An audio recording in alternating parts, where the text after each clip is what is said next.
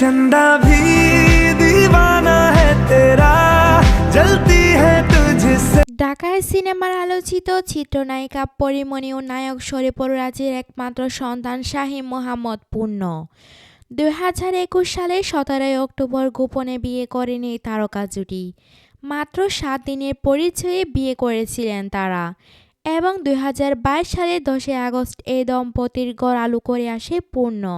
আর 1 বছর পরই বিচ্ছেদের পথে হাঁটে রাজপরী দম্পতি। সংসার ভাঙনের পর সন্তানকে নিজের কাছে রেখে দেন পরীমণি। ছেলের সকল দেখভালের দায়িত্ব নিজ হাতে তুলে নেন তিনি। অন্যদিকে রাজ ব্যস্ত হয়ে পড়েন তার ব্যক্তিগত জীবন নিয়ে। বিচ্ছেদের পর বিভিন্ন সাক্ষাৎকারে পড়ে জানিয়েছেন, বাবা হিসেবে সন্তানের প্রতি কোনো দায়িত্বই পালন করেনি শরীফুল রাজ, সবটা তার নিজেরই সামলাতে হয়েছে। বিশেষ কোনো দিনেও পূর্ণের পাশে দেখা মেলেনি বাবা রাজের। যে সব ঘটনা নিয়ে আক্ষেপও শোনা গিয়েছে পরীর কণ্ঠে, একই সঙ্গে ক্ষোভও ছিল প্রাক্তন স্বামীর প্রতি। তবে সম্প্রতি এক ভিডিওতে বাবা শরীফুল রাজের সঙ্গে দেখা মিলল পূর্ণের।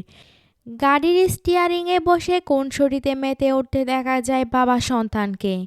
সেই মুহূর্তের ভিডিও ফেসবুকে প্রকাশ করেছেন শরীফুল রাজ। লিখেছেন, আমার ছেলের প্রতি আমি কিভাবে ভালোবাসা প্রকাশ করতে পারি। পৃথিবীর কাছে আপনি একজন মানুষ হতে পারেন, কিন্তু একজনের কাছে আমি হয়তো পুরো পৃথিবী। তোমাকে ভালোবাসি আমার চ্যাম। এরপরে নতুন বছরের শুভেচ্ছা জানান শরীফুল রাজ। এদিকে রাজের সঙ্গে পূর্ণকে দেখে নেটিজেনরা পরীমণিকে খুঁজছেন। অনেকেই বলছেন, তাহলে কি আবারও সম্পর্ক স্বাভাবিক হয়েছে রাজপরীর? এমন প্রশ্নের কারণও অবশ্য রয়েছে, কারণ বিভিন্ন সাক্ষাৎকারে রাজের প্রতি তার ক্ষোভ প্রকাশ করেছেন পরীমণি। এমনকি সবশেষ গেল সেপ্টেম্বরে নিজের প্রাক্তন স্বামীর সঙ্গে বিবাহ বিচ্ছেদের 1 বছর পূর্তি উদযাপন করেছেন তিনি। সেখানে রাজের সঙ্গে পরীর ছেলেকে ঘুরে বেড়াতে দেখে অন্তর্জালে বিভিন্ন গুঞ্জন, প্রশ্নের সৃষ্টি হয়েছে।